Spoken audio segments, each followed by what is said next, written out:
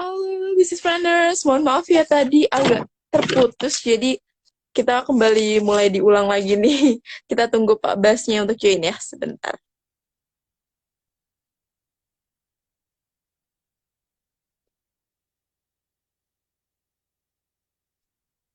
Oke.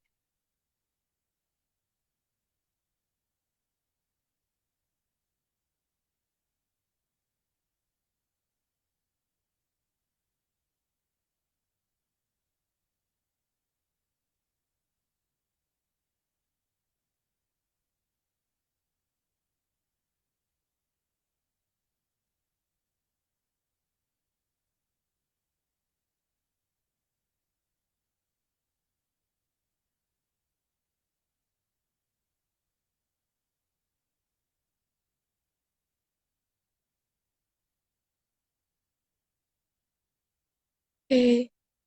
Oke, Pak Bas boleh kirim undangan untuk bergabung? Mohon maaf ya teman-teman, agak terputus tadi. Aduh. Oke, kita tunggu Pak Basnya untuk join ya.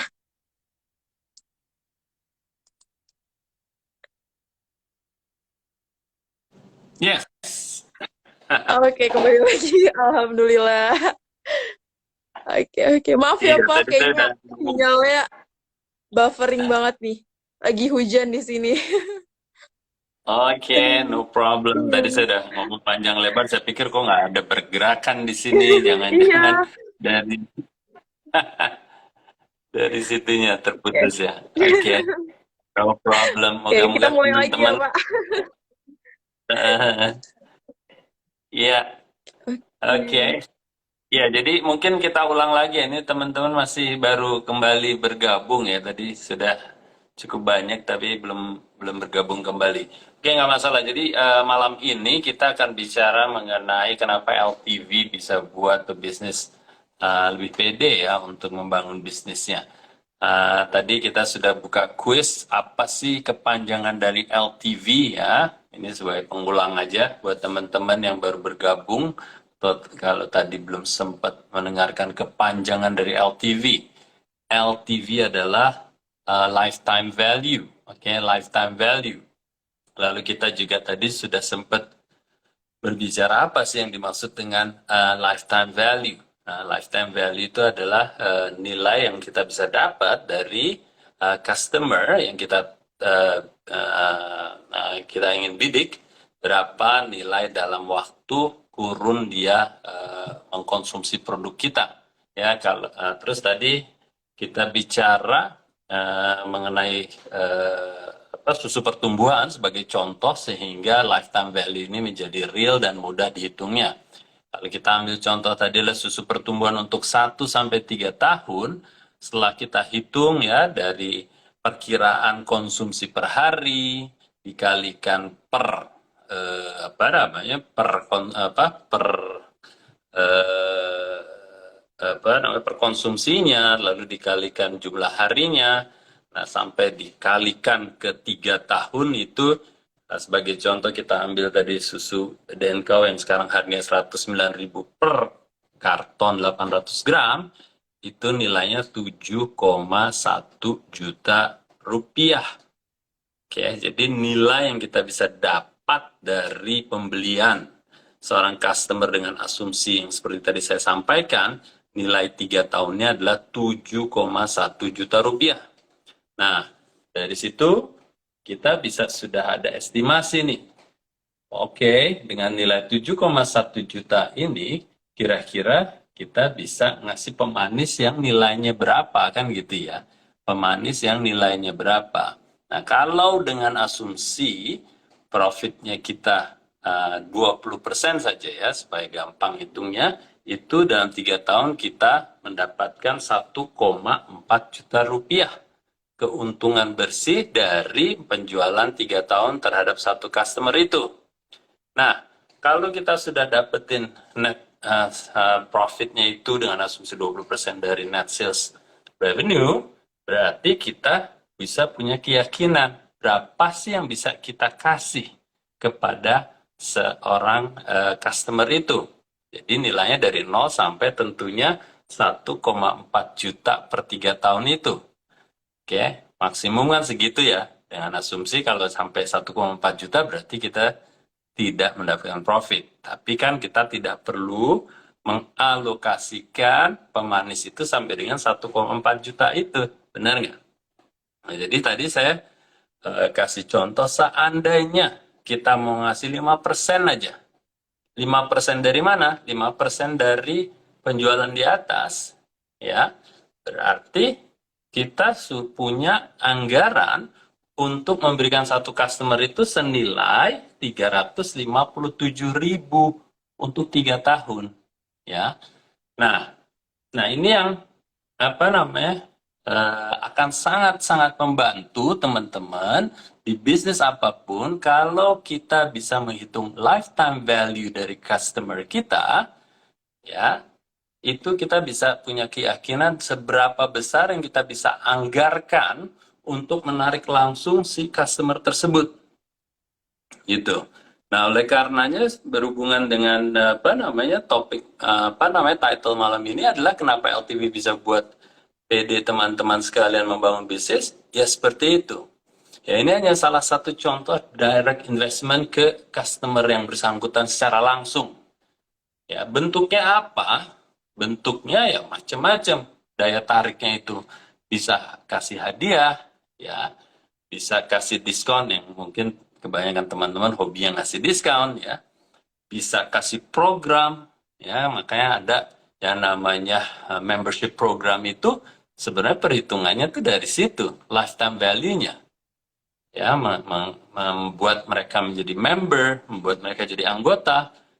Nah, kita tahu, oke, paling tidak maksimum 3 tahun mereka akan berada di kategori kita, ya. Ini kembali ke contoh susu pertumbuhan untuk usia 1 sampai 3 tahun. Gitu ya. Nah, apa sih keuntungan-keuntungan lain daripada LTV ini atau lifetime value dari atau seorang customer? Itu tadi yang pertama adalah kita jadi bisa untuk menganggarkan program untuk mereka secara spesifik. Kita juga bisa mengestimasikan konsumsinya mereka berapa lama, ya. Kalau sebagai contoh tadi gamblang 1 sampai 3 tahun. Tapi paling tidak teman-teman juga bisa mengestimasikan untuk jenis produk yang teman-teman jual, gitu ya.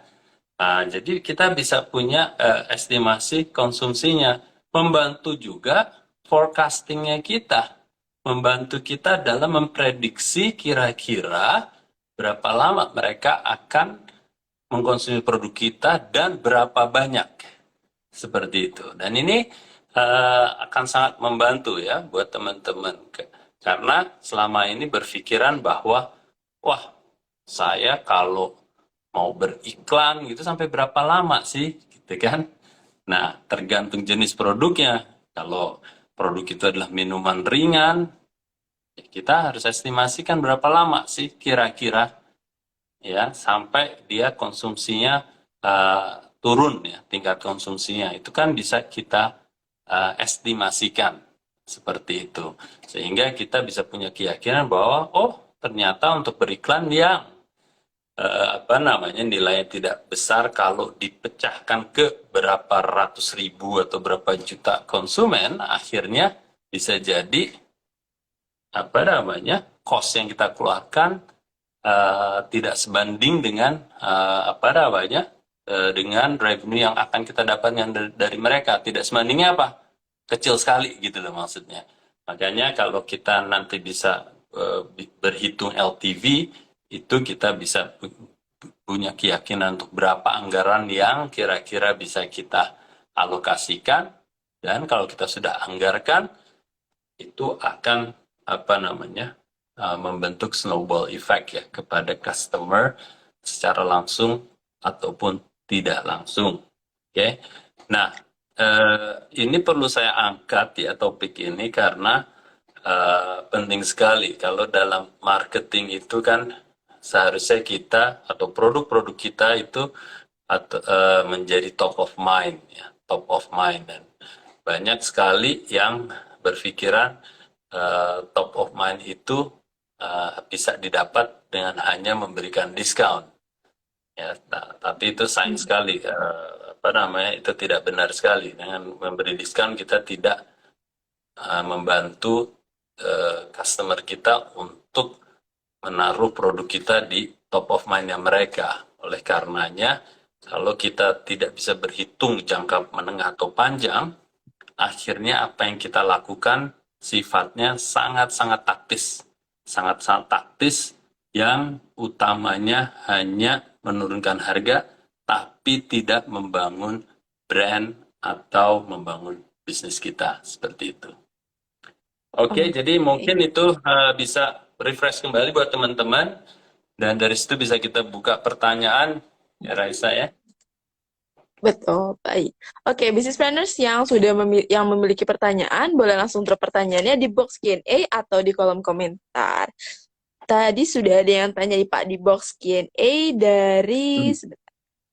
dari Desya. Izin bertanya Pak, kalau untuk Ya, produk seperti pakaian, untuk perhitungannya bagaimana ya Pak? Deisa. Jadi Yap. untuk produk pakaian. Iya, bisa aja yang menghitungnya ya. Dari saya terima kasih pertanyaannya. Sangat aplikatif dan direct ya. Jadi kalau untuk kategori pakaian gimana nih kita ngitungnya? Ya kita bisa aja kembali ini kan estimasi ya, perhitungan kita. Perhitungan kita juga berhubungan dengan keyakinan kita. Contoh umpama produk pakaian, kita ngelihat secara kategori dulu nih, secara umumnya. Seumpamanya nih pakaian muslim aja atau pakaian olahraga saja. Nah, masing-masing kategori itu kira-kira mereka belinya berapa kali sih dalam 1 tahun? Ya, ini kita ngeliat kategorinya dulu. Jadi yang tidak hanya membeli produk merek kita, tapi membeli produk yang sejenis di kategori yang kita yang kita berada. Gitu ya. Bisa kita hitung seperti itu. Seumpamanya dia beli paling tidak sekali dalam setahun. Ya, sekali dalam setahun atau 12 kali dalam sekali dalam sebulan atau 12 kali dalam setahun seumpamanya. Ya, apalagi kalau pakaian perempuan ya, wanita itu biasanya para wanita membeli pakaian lebih dari sekali dalam sebulan, nah, bisa jadi 2 sampai 4 kali ya. Dan dikalikan bisa jadi 36 potong dalam 1 tahun untuk kategori itu. Nah, dari situ nanti kita lihat nih, kalau pakaian kita benar-benar terpaut dengan usia, ya, atau tidak terpaut dengan usia, tapi kita punya kecenderungan bahwa pakaian kita menarik untuk kelompok usia tertentu, anggap aja untuk usia 25-34 lah, itu yang paling populer tuh statistik 25-34 gitu. Berarti kita punya kurun waktu 9 tahun ya. 25-34, 9 tahun, di mana kemungkinan untuk mengkonsumsi atau membeli pakaian itu jaraknya maksimum 9 tahun. Oke? Nah, itu untuk kategorinya. Nah, kalau seandainya kita mengasumsikan di produk pakaian ini sifatnya multi brand ya, mereka membeli tidak hanya satu brand, kita bisa asumsikan juga, oke, kita mungkin akan menyasar kepada dari 12 kali pembelian dalam setahun atau 36 kali pembelian dalam setahun, kita mau mengambil pangsanya mungkin berapa? Perempatnya lah. Anggap aja menjadi 5 potong setahun yang kita ingin garap. Nah, sehingga dari situ desa bisa menghitung tuh. Kalau saya punya target konsumen saya belinya 5 kali dalam setahun untuk brand saya dalam kurun waktu 9 tahun maksimum, atau mau diasumsikan cuma 5 tahun terserah ya estimasinya. Apa aja 5 tahun umpamanya dikali 5 potong per tahun, dan nilainya berapa tuh? Saya nggak tahu nilai jualnya per potong ratanya berapa. Ya, seumpamanya 1 juta aja ya, biar gampang. 5 kali 5, 25 kali sejuta, 25 juta. Nah, 25 juta, dihitung nih, net profitnya berapa nih? Anggap aja 25 juta net profitnya desa 20%. Berarti kan 5 juta ya. 5 juta per tahun. Nah, itu adalah 5 juta dalam 5 tahun itu net profit yang didapat. Nah, kalau seandainya desa ingin mengalokasikan pemanis atau insentif daya tariknya dengan tingkat 5%, berarti desa bisa mengalokasikan cost 5% dari berapa tadi? 25 juta, berarti berapa tuh? 1,250 juta 250.000 ya, dari profit yang didapat itu bisa jadi cost yang bisa dikeluarkan dalam waktu 5 tahun. Bentuknya apa terserah, dan kapan mau dikeluarkannya juga terserah sebagai mana yang lebih efektif. Bisa sekaligus di awal, bisa dicicil 5 tahun itu, atau dengan format yang berbeda sekalipun. Ya. Jadi ini hanya gambarannya, bisa masalahnya itu mau 5% atau apa namanya, tadi net profitnya juga mungkin bisa jadi lebih tinggi dari 20%. Itu kan apa namanya, sebagai gambaran aja ya. Tapi kembali dihitung untuk produknya desa sendiri. Oke, semoga membantu Desa. Oke, semoga bisa membantu ya Kak Desya nih jawabannya dari Pak Bas. Lanjut kita ke Pak Elut 007 nih Pak. Pak Bas, izin bertanya, kalau Ya, jenis produk yang nilai repeat ordernya rendah, bagaimana Pak? Apa kita harus pengembangan SKU produk yang masih dalam satu kategori? ya. Jadi repeat cycle-nya bisa tinggi atau rendah. Oh, itu kan bisa dihitung ya, Elut 007. Jadi itu yang harus kita hitung. Berapa kira-kira repeat purchase-nya, cycle-nya, purchase cycle ya kalau kita sebutnya ya. Itu seberapa banyak dan seberapa sering. Nah, di situ yang harus kita hitung. Pasti akan ada apa namanya, perhitungan itu, dan kalau tadi dengan rumus saja yang kita pakai tadi ya, dengan 20% net profit dan 5%, pasti akan keluar angkanya. Ya, pasti akan keluar angkanya.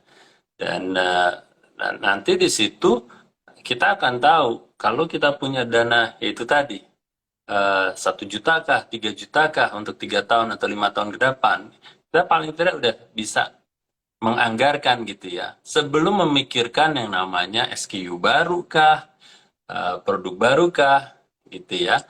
SKU dan produk baru kah juga harus dihitung juga harusnya, LTV-nya, kok MTV ya, MTV kan music TV ya, LTV-nya ya. Seperti itu ya. Jadi apa namanya, sebenarnya yang ditanyakan tadi kalau saya mengeluarkan produk atau varian baru ya, itu adalah strategi product development atau strategi dari market development. Kalau kita bicara LTV adalah berbicara soal seberapa besar sih kita bisa punya kemampuan untuk memberikan insentif secara langsung customer Anda gitu. Ya. Oke. Oke, baik. Semoga bisa membantu nih ya teman-teman Pak Elut nih terutama Siap. jawabannya Pak Bas. Oke, untuk dari Hadi Berguna nih Pak. Anggaran 5% tadi umumnya dikeluarkan dalam bentuk apa Pak? Oke, Hadi Berguna, terima kasih pertanyaannya. Eh, dalam bentuk apa? Dalam bentuk apa ya, kita harus memahami customer kita. Kira-kira apa, pemanis apa atau insentif apa yang menjadi sangat efektif. Jadi kategori yang berbeda akan memiliki jenis daya tarik yang berbeda. Ya, jadi contohnya kalau waktu dulu saya punya kampanye yang hubungannya dengan lari 10.000 langkah gitu ya, atau jalan 10.000 langkah ya, itu yang bisa dikasih kan kepada mereka insentifnya adalah hadiah pengukur langkah gitu. Jadi cocok-cocokan istilahnya ya, terhadap kategori itu dan terhadap kampanye yang kita miliki ya. Seumpamanya kita jualan makanan atau kita di bisnis kuliner, bisa jadi pemanisnya adalah apa bentuknya untuk konsumsi makan, mau itu bentuknya sendok garpunya kah atau piringnya, dan umumnya seperti itu ya. Tapi itu kan umumnya ya bentuknya. Jadi poin saya adalah insentif itu berbeda-beda untuk jenis kategori yang berbeda, dan pastikan apapun yang akan diberi itu menjadi daya tarik yang tertinggi di kategori tersebut. Itu aja. Jadi Hadi Berguna harus berpikir apa nih yang cocok. Nah, tapi yang saya juga bisa sampaikan kepada Hadi Berguna dan teman-teman di sini adalah ini bisa aja dalam bentuk kayak membership program, ya, membership program. Jadi kita bisa kasih bahwa oke, dengan LTV tadi saya punya dana, kalau asumsinya kita mau 5% senilai 1,5 juta aja, anggap aja. Berarti dalam membership itu saya bisa ngerawat mereka supaya mereka tertahan dengan angka 1,5 juta ini. Saya bisa kasih dalam bentuk mungkin voucher kah? Saya bisa mungkin kasih dalam bentuk diskon kah? Saya mungkin bisa kasih dalam bentuk hadiah kah dengan produk lain, kolaborasi dan seterusnya. Jadi bahagian dari manfaat menjadi member di brand Anda, gitu ya. Oke, oke. Baik. Oke, terima kasih nih Pak. Tadi semoga Hadi bisa Berguna. membantu ya jawabannya Pak Hadi Berguna. Oke, Ya. baik. Lalu nih Pak, apakah ada strategi nih dalam perhitungan LTV agar lebih efisien? Agar lebih efisien. Oke. Iya Pak. Nah, jadi efisien atau tidak, kalau saya ingin berpikirnya adalah yang penting impactful dulu nih, impactful dulu. Ya, jadi lebih cari tingkat effectiveness-nya dulu. Ya, effectiveness itu apa sih? Effectiveness itu kan setinggi atau sebesar impact yang kita bisa berikan ya kepada konsumen itu. Ya, jadi cari dulu apa sih yang paling impactful. Nanti setelah kita berjalan beberapa waktu, baru kita cari tingkat efisiensinya. Ya, baru kita cari tingkat efisiensinya. Kenapa seperti itu?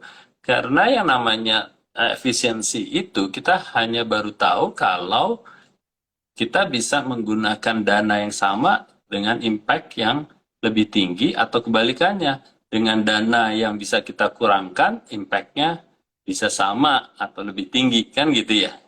Nah, jadi kita cari impact dulu, titik mana yang bisa memberikan impact. Apakah 5% itu cukup? Bisa jadi mungkin di kategori Anda 5% nggak cukup, apalagi untuk produk-produk yang nilai jualnya mungkin rendah. Ya, tapi mungkin 3% jauh lebih cukup kalau produk-produk itu nilainya premium, gitu ya. Nah, jadi tadi saya kasih gambar 5% itu bukan menjadi satu hukum tertentu ya, yang harus dipakai minimum 5% atau maksimum 5%, tapi itu sebagai gambaran aja.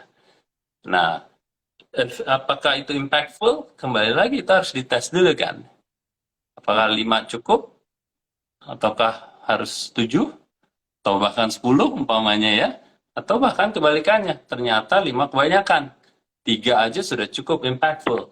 Nah, itu nanti kan kita bisa lihat apa namanya tingkat impactnya itu, baru kita mulai mengatur efisiensinya di situ. Jadi saya nggak bisa kasih jawaban bagaimana bisa lebih efisien ya sebelum kita melakukan sesuatu yang impactful dulu, gitu ya.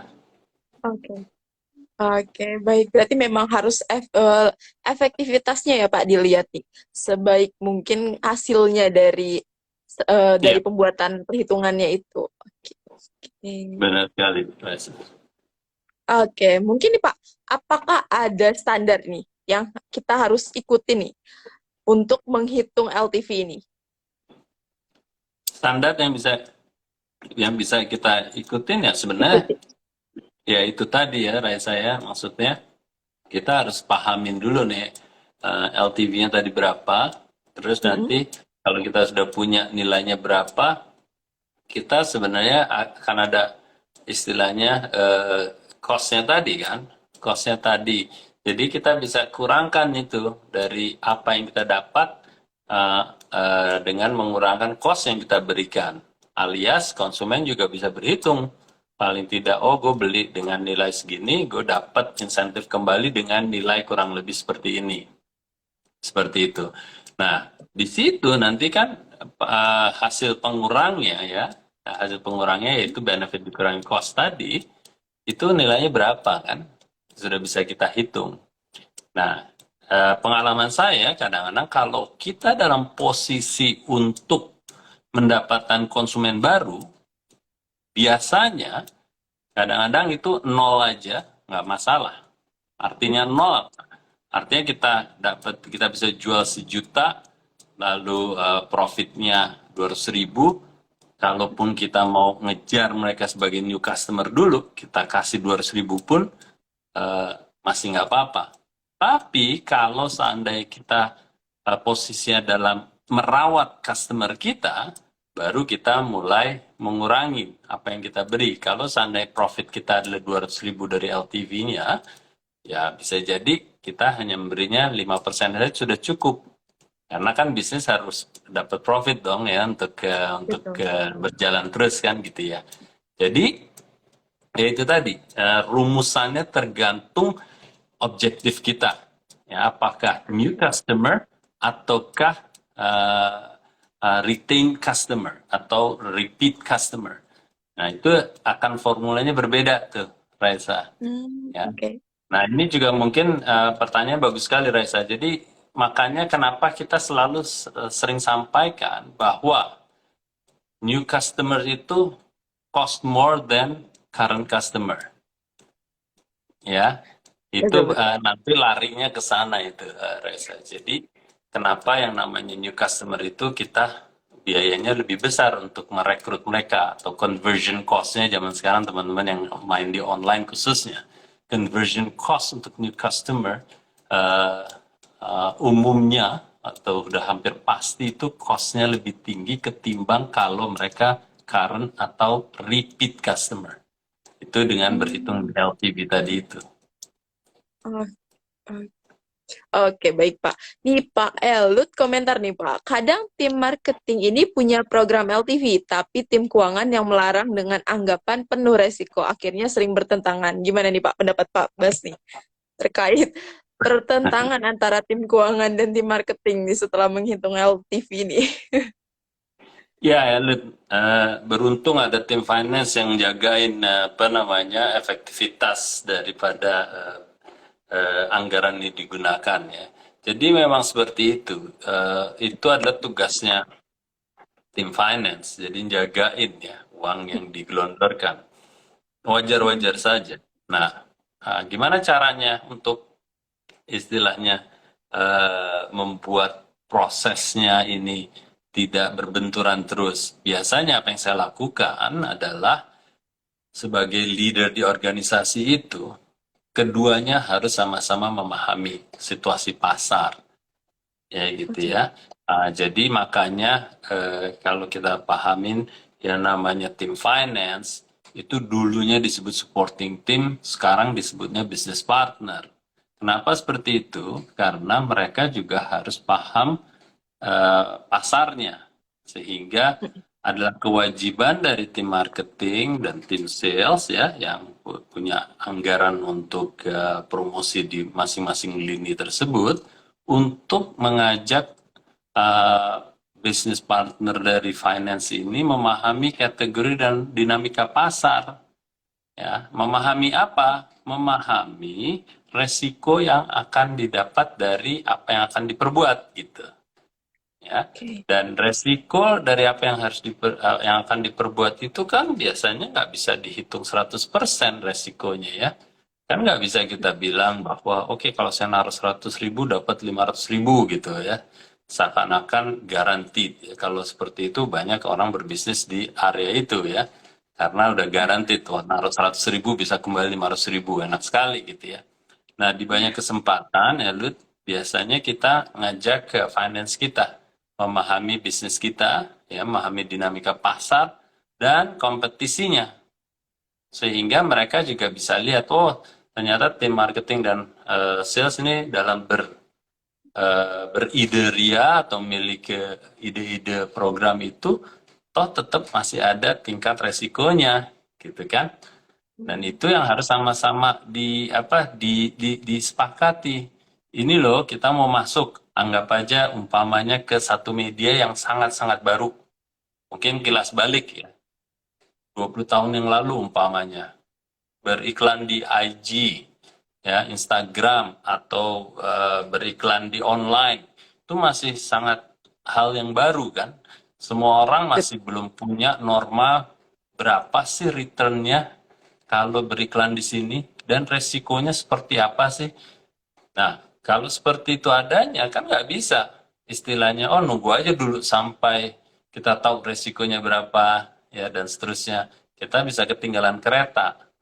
Nah, tapi kalau tim finance-nya tidak diajak untuk berani venturing, ya, mencoba dengan resiko yang belum terdefinisi, ya kita nggak akan bisa berinovasi, atau kita tidak akan bisa ngikut gerbong yang lagi trending gitu loh.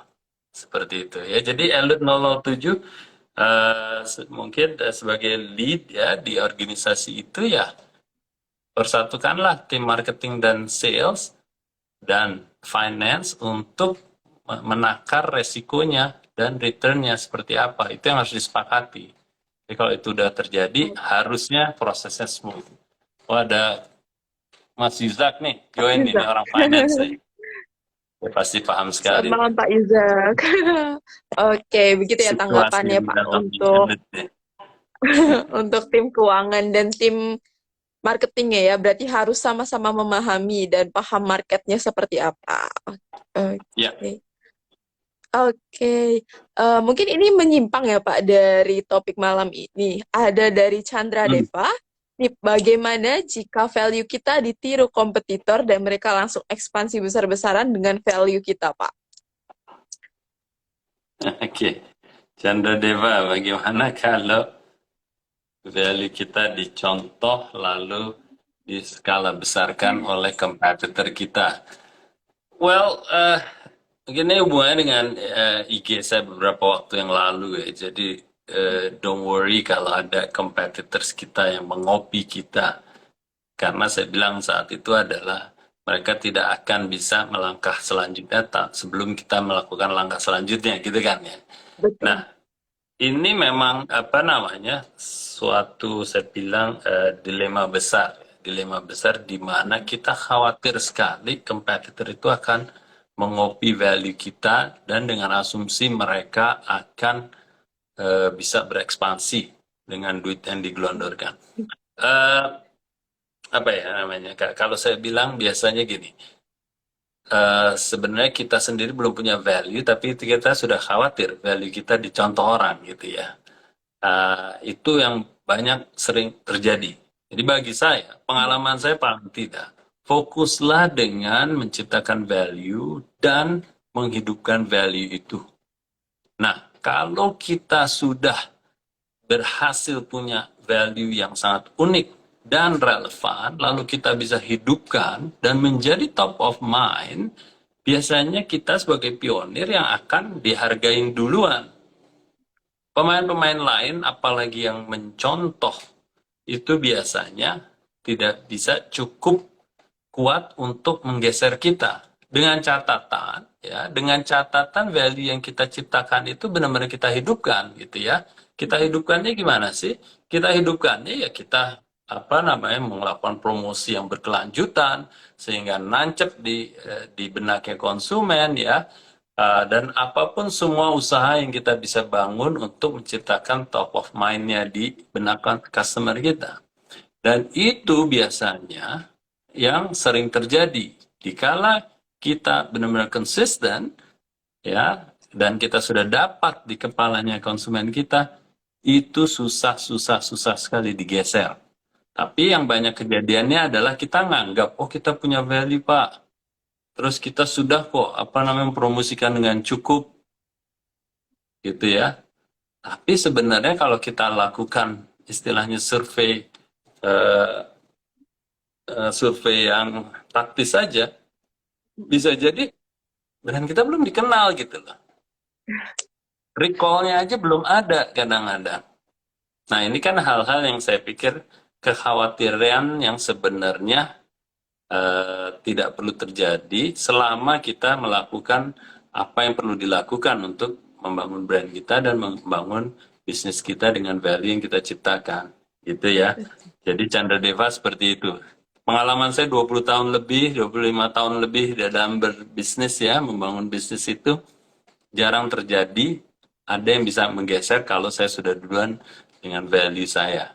Pertanyaannya, oh, waktu itu berapa sih dana yang digelondorkan? Percaya, dana yang digelondorkan saya membangun value pada saat itu jauh lebih kecil dengan pemain-pemain yang ada saat itu juga gitu ya. Jadi paling tidak saya sudah membuktikan ya. Kalau sudah punya value, kita hidupkan, udah nancep, itu susah digoyang. Kalau ada yang mau ngopi sekalipun. Gitu Chandra Deva. Oke, baik. Nih, mungkin nih Pak Chandra nih kan mau membangun value ya, Pak. Menciptakan Iya. value atau menancapkan value bisa ikut workshop value creation bersama Pak Bas nih di tanggal 25 dan 26 September. Nah, nantinya di sana Hmm. Pak Chandra Deva nih bisa belajar nih untuk membuat value yang lebih tajam dan lebih relevan langsung sama expertnya. Oke, kita Ya, udah silakan. sampai di sesi penghujung nih Pak, di penghujung sesi bisnis Q&A malam ini. Terima kasih banyak Pak Bas atas insight yang diberikan pada malam hari ini, dan ilmunya juga pastinya akan bermanfaat bagi bisnis planner semuanya. Sekali lagi terima kasih banyak Pak Bas, dan mohon maaf atas tadi sempat buffering dan delay kita dalam bisnis Q&A malam ini. No Terima kasih banyak problem. juga business planners masih setia menunggu dan masih mau mendengarkan materi yang sangat-sangat bermanfaat nih untuk teman-teman dari Pak Bas. Dan gak ketinggalan, Bisnis.id juga akan menyelenggarakan workshop SBM Advance di tanggal 5 dan 6 September bersama Pak Budi Isman dan juga workshop Value Creation bersama Pak Bas. Jadi untuk teman-teman yang mau membangun fundamental bisnis atau membenahi fundamental bisnis bisa ikut di SBM Advance. Kalau teman-teman mau menciptakan value, pembuatan value atau yang mau bikin value lebih tajam, lebih relevan bisa ikut sama Pak Bas. Jadi tinggal pilih nih mau yang mana. Oke, terima kasih Business Planner sudah join di Business Q&A malam ini. Terima kasih banyak Pak Bas dan mohon maaf sekali lagi. Terima Oke. kasih Raisa, terima kasih teman-teman. Saya rasa teman-teman juga sabar ya menunggu kami kembali lagi pada saat offline ya. Betul-betul. Oke, sampai ketemu minggu depan insya Allah. Assalamualaikum Oke. warahmatullahi. Waalaikumsalam. Terima kasih banyak Pak Bas. Oke. Terima kasih banyak Business Planner. Selamat malam dan sampai jumpa di Business Q&A juga Business Forum di hari Sabtu besok di tanggal 27 Agustus ya. Kita akan membicarakan seputar meta program bersama Pak Ferdi Desavio. Jadi jangan sampai ketinggalan dan untuk pendaftarannya ada di link bio untuk workshop juga Business Forum. Sampai jumpa di Business Q&A di hari Rabu bersama Pak Budi Isman. Selamat malam semuanya.